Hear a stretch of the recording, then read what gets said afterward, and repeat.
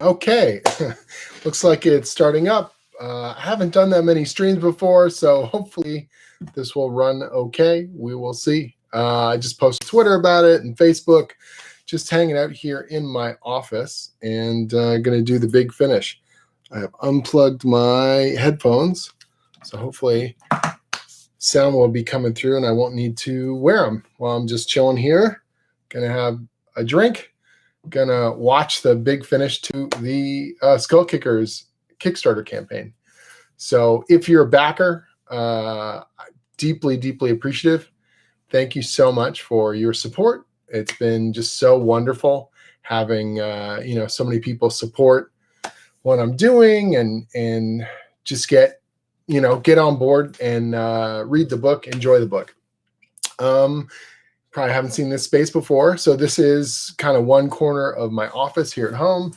And this is where I do most of my writing. Behind me is a slew of reference material, tons of comic trades and stuff like this. Yeah, I've got a lot of Conan stuff, as you might imagine. One of the really cool things here in my office is I've got my own, books. These are all books I've written there. There's like 4 shelves of them, actually. So it's kind of crazy, but also really nice. So plug away on all these things. If you guys have any questions or anything, please let me know. Jump into the chat and let me know. I would love to answer your questions, talk about the writing process, or just kind of hang out and have a drink or 3 as we wrap this campaign up. It's my first, Kickstarter campaign, and I really didn't know what to expect going into it. And so it's been a little bit kind of surreal watching it all kind of play out. Yeah, that's the long and the short of it. Let's chat in general. I know the world is a crazy place today, and it's Friday night. I think we all need maybe a couple of these. In other news, I am wearing a Star Wars t-shirt because I did some interviews earlier today with the Star Wars people, the Del Rey people, actually. We're promoting this book called From a Certain Point of View. It's this series that they did the first one a couple years ago with Star Wars, and they take every character that's not a major character, all these minor characters in the Star Wars movie, the original one, and they got all these amazing writers to do these short stories showing what each character was thinking or their motivation or how they ended up getting involved in what's happening in Star Wars. So they're talking about the people in the cantina before, Han Solo shows up, or Greedo like getting in there in the first place, or all that kind of stuff. And so it's all these weird kind of behind the scenes looks at these characters and their motivations, really funky little inspirations and stuff like that. And they did another one for Empire Strikes Back. It's coming out at the end of November, and I wrote a brand new story in there, and I was really intimidated because they've got just this murderer's row of talent for the book. It is amazing. And so we did some interview stuff today talking about my story, which is going to get revealed next week. And I'm really pumped to talk about it and to tell people what I got to write and finally do like an official Star Wars thing. Oh, Ian Moss popped up here in the chat. Ian is one of our game designers. He is awesome. He did, he was just the lead designer on the role-playing game called Bunkers and Badasses, which is this really, really fun tabletop game that he was heavily involved in. And Ian's been an awesome friend and a big fan of Skullkickers for years. So we had been talking about getting him in the mix. And so he's working away on Caster Bastards as well. He's, providing more material to the adventure. So it's been very cool. But yes, please jump on the chat, say hello. Let me know who you are, where you're at. Let me know what questions you've got about comic writing or pop culture stuff, or I don't know, whatever you're watching on TV. Tell me what you're drinking. Tell me what you're doing on a Friday night. All that stuff. I would be thrilled to hear from you and engage with you guys and as we do the big countdown here. We're at like the half-hour mark for this campaign.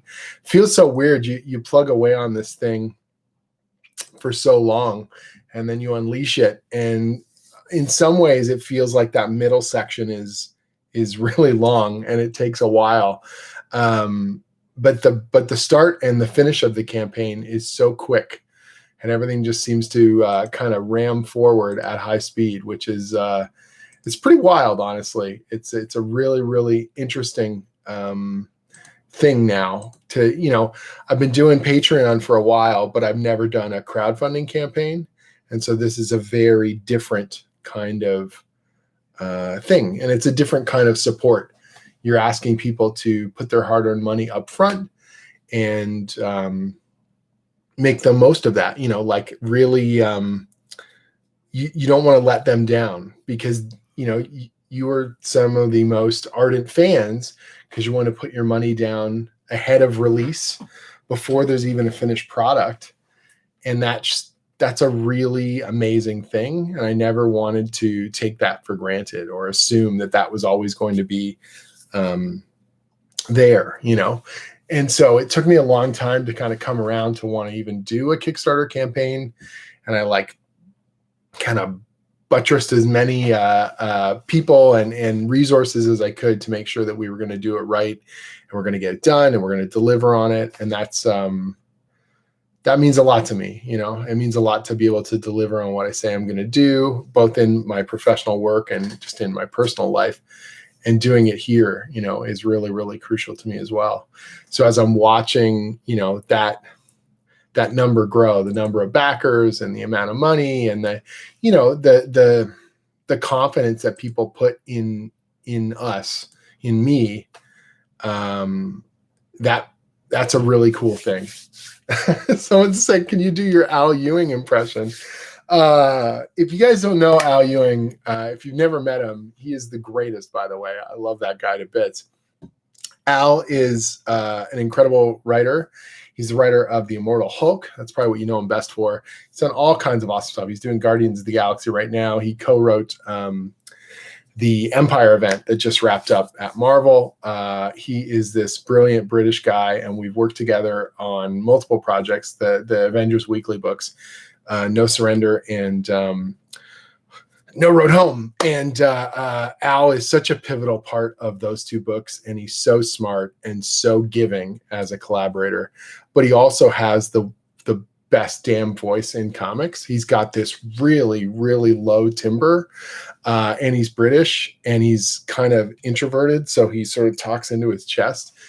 And he's so great. So he's always talking a lot of, Jim, I was thinking we could add, what about, a little more cosmic? Like he's like somewhere, he's not quite Alan Moore level kind of, but he's getting there, in his drawl or whatever. It's so awesome. But here's the other thing that people don't know about Al Ewing. Al, when you give him a microphone and it's karaoke, all of a sudden, like a whole other person comes out. Like he's still got that wicked baritone voice, but now he's busting out songs, and he's really quite a good singer. And it always surprised, even though I've seen it multiple times and I've gone singing with them and drinking with them, when he busts that out, it's like a cool transformation to see the other Al Ewing, the karaoke king, kind of launch forth. We've had some amazing conversations over the years, and he has been just a great supporter, and he's such a good dude. He's got a big, big, big heart, and he loves this stuff to bits, and he always tries to put himself into every project he does, man. Like Al Ewing is genuinely one of the best people in comics. I am so in theory, we're peers, but it doesn't always kind of feel that way. I feel that way about a lot of the creators in comics. It feels so good to be working on this stuff and be able to contribute to some of my favorite things growing up, fantasy stuff and superheroes and all those things. And I love that wonderment. I never want to take that for granted either, like that this has always got to be, that doesn't mean every project's fun. Like there's deadlines are hard and things can be difficult, but that the act of doing it is still a joy and that I get a lot out of it and that I still can pour myself into it. When the stuff's not immediately crushing down and you think about the fact that you're writing, whatever, Conan the Barbarian or Captain America or Spider-Man or Ms. Marvel or any of this stuff, it's pretty surreal. It's fun and very cool as well. Throw some more questions my way, please. Ask me stuff, tell me stuff, let me know what's going on. I would be thrilled to hang out and hear what you're up to, or have you ask me questions about the Kickstarter, but not even that specifically, just in general. I'm more than happy. Congratulations. Thank you. Yeah, it feels really good. We hit our funding goal on day 3. And so from that point on, it was like, okay, we're definitely making this thing, which was a really amazing feeling. And we're just like really happy to be digging in and getting this thing done. And I just really wanted to make both that comic and the game side of things as strong as humanly possible, rather than having to compromise on either one. And what's been a real joy is that we've been able to do that. We've been able to really build this thing out. And I feel really lucky that we got the people that we do on the team, getting the original art team back with Edwin and Misty and Marshall, and also the getting new kind of game designers. Got Mike Olson and Eleanor Jordan and Clint Cronk and now Ian Moss, and they're like pouring all this amazing stuff into the kind of concept that I came up with and the broad structure that I use for the Skullkickers story, but now they're fleshing it out into a full-blown adventure. So first question says, what's it like to go through Kickstarter versus with a publisher or a manufacturer?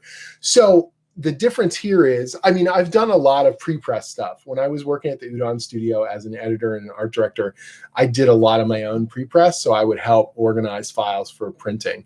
So I know how to do that stuff. And Image, although Image does graphic design and they can do layout on a book, I would usually lay out my own creator-owned books, and they would just throw like the barcode and the Image ND show on there. Like on every issue of Skullkickers, it was like Marshall and I laying it out. Marshall's my letterer who's been with me through thick and thin. So I'm used to kind of doing it my way. It was actually, I didn't start doing the work for hire stuff till later, and it felt weird to not be doing the production end of things, to not be doing the final layout or the design or color correction or stuff like that. And so I felt really comfortable. I knew I could make a print ready book anyway. The person I've got managing this Kickstarter campaign is an awesome dude named George Rohack. He's been doing the Kickstarter campaigns for all sorts of really big webcomics. He does the Kickstarter campaigns for the Atomic Robo guys. He's an old friend, and he used to do the print buying, which is the act of ordering, the print runs of books. He used to do that at Oni, and he was the print buyer during like the Scott Pilgrim boom. So this guy knows printing back and forth. He knows manufacturers and shippers and distributors. He knows tons of people. And so I didn't want to deal with a lot of that. I knew I could get the files ready, but I was going to get someone who had those skills to make sure we were going to deliver all that stuff. And so he's taking care of that end of things, and that saves my brain a lot.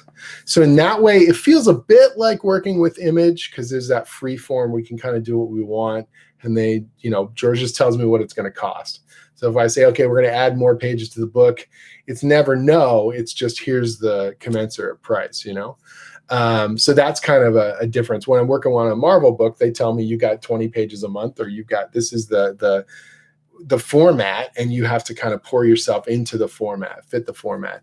Here it was like, what do you want to do? What is realistic? What is going to be fun?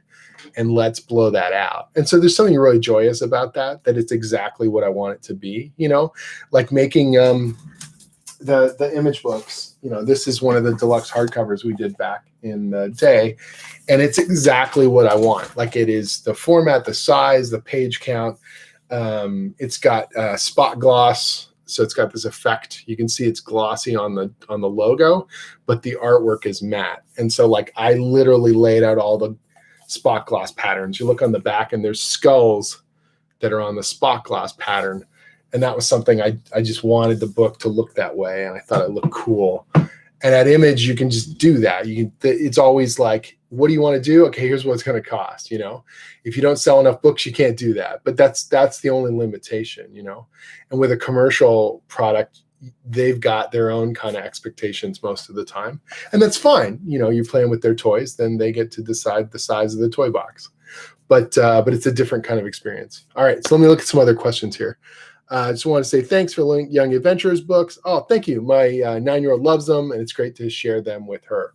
So if you don't know about these, the Young Adventurers guides are these books that I put together. I've got them just over here. I'm going to grab them. Hold on. And they are... So there are these 4 books that we made, and there's more coming.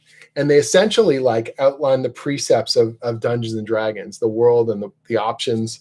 They're ostensibly made for like 8 to 12-year-olds, but honestly, we've been getting great feedback from people of all ages who've been saying it's a really good way to introduce people to the ideas and concepts of Dungeons and Dragons. And they're a really special project to me, honestly. D&D meant so much to me, means so much to me, and being able to bring a whole new generation of players in the door is just the best. It's the best feeling ever. Working on a tabletop thing, for this campaign is amazing too. It's like every time I do tabletop stuff, I feel like I'm 8 years old all over again. And those Young Adventurers guides, we get photos all the time from parents and kids and librarians and all sorts of stuff, and it just like warms my heart. I know it sounds really corny, but it's totally true. And the series has been embraced by the D&D community and by educators and librarians, and it looks like it's gonna have a really healthy shelf life, and that is all I could have ever asked for with them. And the publisher has been really cool, and the Wiz of the Coast guys are cool. It's just awesome. So then someone says, can a Kickstarter campaign still be run for an image book? Yes. So for Skullkickers, they don't publish game books, like role-playing game books. And so it would be an awkward fit if I said, hey, we're going to do this like 30 to 34 page comic story. And then the rest of this book is all going to be something that doesn't fit in the catalog properly. So it was sort of a weird mutt of a book, because it's not taking it to a game publisher doesn't quite work, and taking it to a comic publisher doesn't quite work. But here on Kickstarter, I don't have to worry about those limitations. I can make it exactly what I want for the audience that will get the most out of it. That being said, I've already talked to Image, and we're looking at soliciting just the comic book portion as like an annual size special, probably early next year. So we're just, looking at timing on that and trying to figure out how, I got to make sure I've got the finished comic story. Edwin just finished the line art for Caster Bastards for the story like 2 days ago. So we got colors and lettering to do, and then we're going to decide on when to solicit it and probably bring it out next spring in regular comic shops. So that's going to be, but that'll just be the comic story. So you won't get any of the role-playing game stuff. You won't get any of the maps or any of the adventure. So it's going to be a much more limited kind of release in that way. Dun, dun, dun. Congrats on meeting all the goals. Look forward to my players getting in them Skullkickers. Oh, thank you. I'm glad my writing has seeped into your dungeon mastering. My enthusiasm and kookiness of it, like D&D, as much as there are rules, there's also the rule of cool. Like, if your players are having a great time, if they're really enjoying what you do, then you've got to you're doing it right. You know what I mean? Then they're the audience for whatever you're putting together. I think sometimes people, the good thing about these live stream games, your Critical Role or Adventure Zone or things like that, are it's bringing a lot of new people into the hobby. The downside of it is that people expect this like heightened level of performance, this intense, every session's going to make you weep or, you know, blow your mind. And of course, if you played D&D and other games, you know, there's slow periods, you know, there's looking up the rules and ordering pizza and hanging out and all that kind of stuff. And so I think it's really crucial to not overburden yourself as a DM and make it this expectant, like, oh my God, if I don't do it perfectly, it's going to be bad or something. Like, people just want to be engaged. And one of the most powerful things about role-playing games is that the dungeon master asks you what you want to do. Because in our day-to-day lives, people don't care what we want most of the time.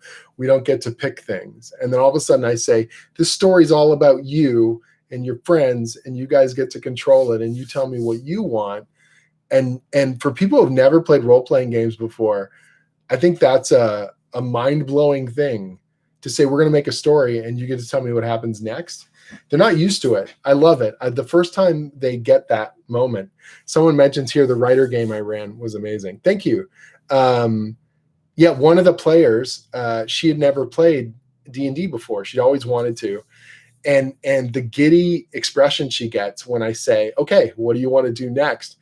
And she realizes that she has control of that narrative, or she's going to get her say. That's a cool feeling. And I love bringing that to new players, because more people need to know the power of role-playing games, you know, what you can do in those moments. Yeah, it is cool stuff. It is lots of fun. You're a blessing to the comic book industry. Uh-oh. Thank you. That's very kind, actually. I don't know if I can handle that compliment right now. I feel pretty blessed, honestly. We were talking about this today, my wife and I, and the industry's been going through such upheaval, and the fact that we were able to ride that out relatively smoothly. Like, Conan the Barbarian was put on pause, and one other project that I had on the go got canceled. A couple other things that I was looking at doing got canceled, but we quickly had other projects pop up. Like, I got approached about other writing things. A couple of those didn't shake out just because of other industry stuff. But there was never a moment where I was like, oh my God, we're doomed. You know, well, I pack it all up. I guess we're done with comics or done with writing. It was just a matter of sort of pivoting and going, okay, there's different options or different choices, or the year's not going to be what we expect, you know?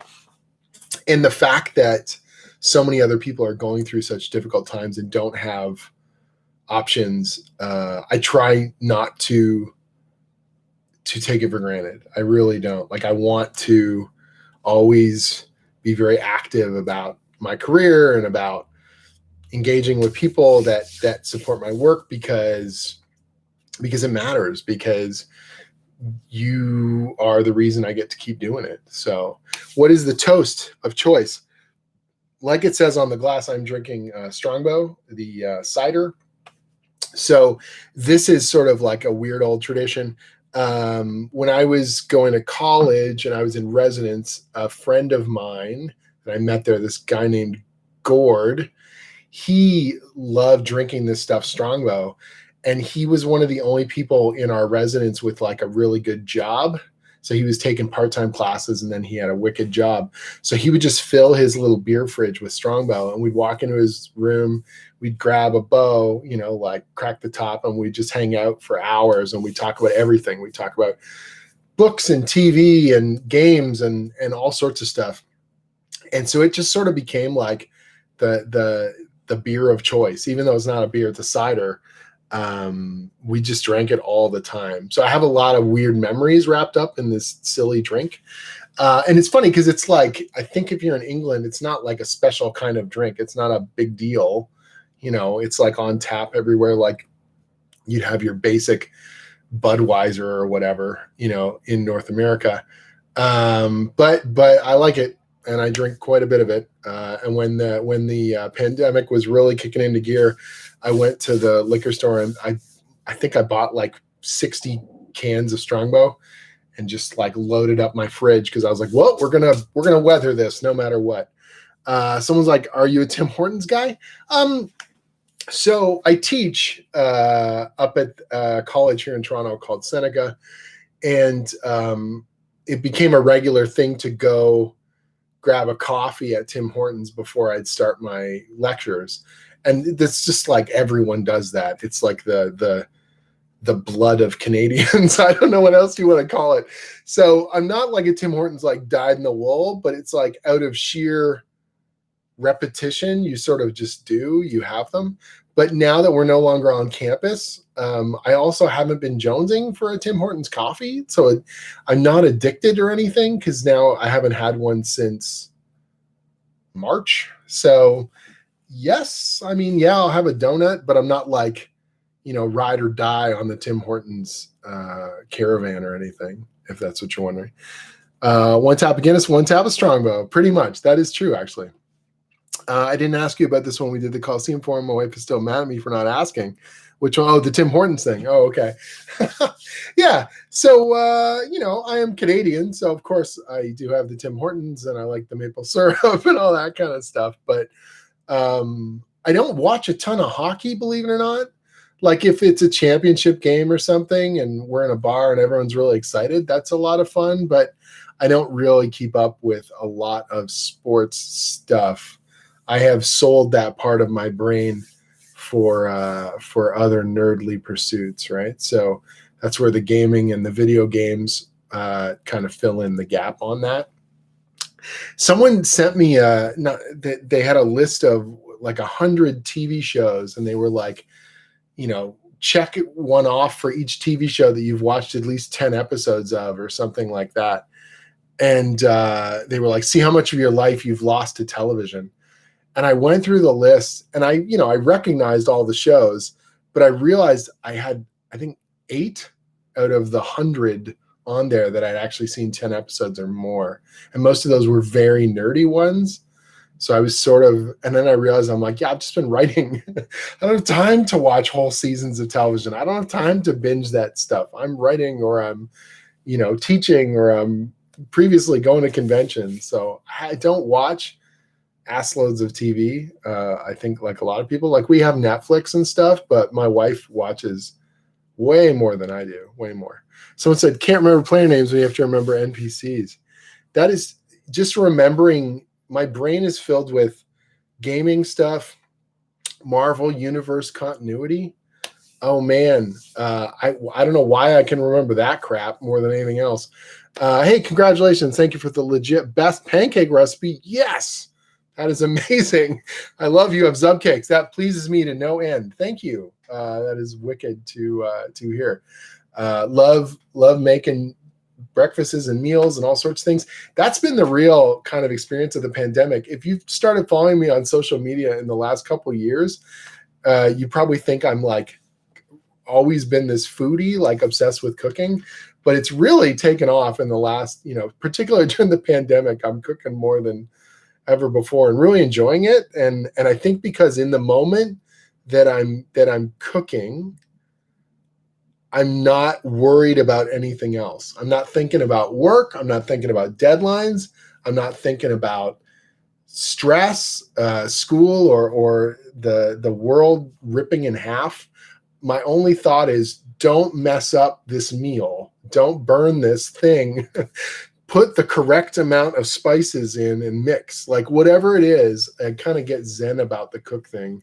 And it's been nice. It's been really nice. And so a bunch of stuff I didn't know how to make before the pandemic. Now I'm getting really good at it. And one of the best feelings last weekend, we had friends over in the backyard. We got our deck renovated. And so we did this like socially distant dinner, and I made them dinner. And one of them, who's quite a good cook himself, he was blown away by the meal I made. And he emailed me afterwards and told me how great it was. And I was like, just riding on a high off of that. It was very cool. So that was like an awesome feeling. You know, I've gone to visit my parents like twice during the pandemic. Once we just were on their porch, and the second time we actually went in the house. And I made my parents dinner, possibly for the first time ever, because my mom was like the stay-home mom and she did all the cooking. And my mom was blown away by my cooking, and that's like a really, you know, cool feeling. Very nice. Feels kind of amazing. So yeah, that stuff. Stuff in my brain, stuff that doesn't just involve boring food. Marvel Universe continuity is a big thing. I got to take up so much space, particularly now that I'm writing Marvel stuff. There's a really cool thing where I don't know that it's formalized, but there's sort of like 3 tiers of Marvel writers. So there's like, you know, freelance writers who are just coming in to do 1 or 2, like a mini series or a one-off or whatever. There's people who are doing they're on the continuity track. So they're doing monthly books that are tied into the overall Marvel universe. And then there's what you'd call the Marvel exclusive writers. And the exclusives are like, those people are you know, they're the ones guiding sort of the future of the Marvel universe. I should probably pay attention to my Kickstarter now that I think about it. We are at 3 minutes to go. I feel like I'm at New Year's or something. Like I'm supposed to say, Happy New Year, we did it. But yeah, so I'm going to just sort of keep an eye on that for a sec while we take this to the finish line. Yeah, 3 minutes to go. We are at 43,856, which is mind-blowing to me. I was hopeful we'd be able to make it to 600 backers, and now we're at like almost 650, which is nuts. So amazing. All right, hold on. 2 minutes. I'm just going to type that into Twitter, because that's what you guys came here to watch me do, is type into Twitter my Kickstarter campaign. That's a good use of your time. Regardless, we're doing this thing. All right, now I'll get back to you, all of you wonderful people. Can you drop a link to the Kickstarter in the chat? Oh my God, yes. Right there. Yeah. 2 minutes to go. I hope that pledge goes through if you want to put that through. Yeah, it's been a really, really amazing ride, you know, being able to build this stuff. Skullkickers is so special to me because it's the book that really put me on the map for a lot of people. It's my first big sword and sorcery book. It's literally inspired by Conan the Barbarian and Dungeons and Dragons. And now I write Conan the Barbarian and Dungeons and Dragons. So that is wicked. You know, that is one of the best things possible. We're at 100 seconds left on the Kickstarter. I want to thank all of you for your support, for your kindness, for your enthusiasm for what I do. Even if you didn't back the project, just your general enthusiasm that you came on here and yak with me and all that kind of stuff. It is very, very much appreciated and very kind. I am so pumped for the future. I'm so pumped for the stuff we got planned for future projects. And this has just been an amazing experience, you know. And another kind of milestone, like my career feels like it's got these cool milestones. And this one's kind of a big one because it's not built off of someone else's intellectual property, and it's not built off of someone else's advertising, and it's not built off of another publisher's needs or their reputation. It's just me and my crew, and working really hard to make something cool. And that is really, really precious. So as I count down for Happy New Year equivalent here with 30 seconds to go, thank you. Thank you for being awesome. Thank you for being cool. And I am so thrilled to be able to do this. If you have a drink with me on this Friday night. It is 10 o'clock my time, and we are wrapped up the campaign. We're just a hair under $44,000. There it is. Man, oh man, that's crazy to me. 650 and 47 backers. The grand total is, it's weird, it's got dollars and cents. I don't know how they do that. So it's $43,959.96. I may round that up to 960 just to have it go there. So thank you. That is the best. This is so cool. I'm so pumped to build this thing. We've got so much done already, and everyone is rocking. It is great. And I know already the team has been asking me about doing more stuff. And I said, I don't want to commit to anything until we get this one done. And thank you. I'm glad you slid in and got your bid in. That's very cool. It is we want to do more stuff. We want to build, more cool things. I don't know if we're going to do the comic and game combo again, or we're going to do another comic thing, or we're doing another game thing. But I know the RPG designers, they are super pumped to do more stuff, which is very humbling to me and very exciting. And we got some cool plans. But my first and top priority is get this thing finished, get it print ready, make sure we deliver on everything that we promised, because there's no point otherwise. I've got how many people here? 600. Hold on. I gotta look again. I'm a little taken aback. 648, backers who have put their trust in, their money down on my good word and goodwill. And that means something. And so I have to deliver on that first and foremost. We get that out the door. We get those shipped off. People receive their packages and they're happy. Then I'm going to feel really confident, like, okay, we got a system that works. We know how to do this that much better. And then we start front loading, ahead of time, whatever we want to do, whether that's the writing, the art, development, and really build that thing. So many people gave me advice about doing Kickstarters, and they were like, you literally cannot have enough material done ahead of time. And I was like, oh yeah, I know how to make books. And then as soon as we got into the campaign and we're going, I was like, man, we have a lot done, but not enough. Like, I wish I had more. I wish I had that many more previews to show or exclusive art to show off. And so we were kind of like putting stuff out there, even black and white and line art and roughs, just to give people a greater sense of what we were doing. And I think next time I would have even more front loaded on that, now that I know exactly what that feels like. So they were right, and that's good. And I'm kind of learning from that. Hey, Rob, how's it going? Good to see you. And wish we had a Gen Con this year, I got to tell you. So it says, bought the first couple of Skullkickers trades ages ago. You're signing at Strange Adventures in Halifax. Yes. Awesome. Thank you. Awesome. Strange Adventures, by the way, in Halifax is an amazing comic store. I lived in Halifax for just over a year.